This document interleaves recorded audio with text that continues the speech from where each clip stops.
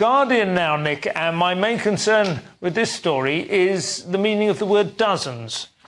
Interesting. Yeah, go ahead. But it's dozens of Home Office staff under criminal investigation, FOI data shows. And you're saying that it's far more than dozens? No, I'm saying it's 2.5 and that, to me, is not quite dozens. I don't know why, but I feel you need to have three. Yeah, you want three. Yeah.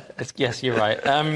Good point. So it's the ACCIU, who are the Anti-Corruption Criminal Investigation Unit, and it turns out there were 16 allegations, and there was a further 18 under investigation. There's already been 2 criminal convictions.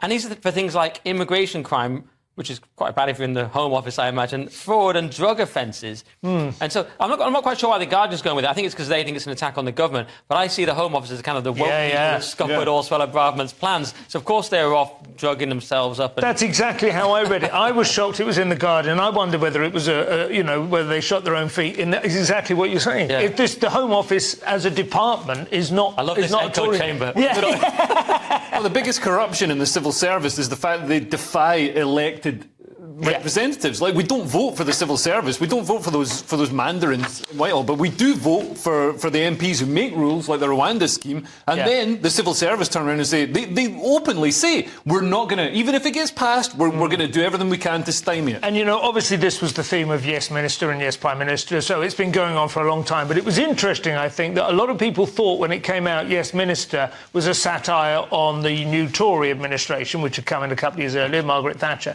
But apparently, according to the writers, I read a book about it, it was all written under Harold Wilson. So it was a kind of satire. So what I'm saying is it's not always the left-wing civil service that muffles the agenda of a government, a right-wing government. It's actually...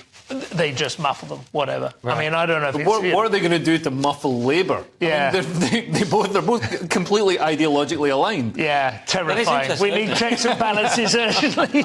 Will they put through Starmer's agenda or just also defy Starmer? Quite interesting. Yeah, we are going to find out.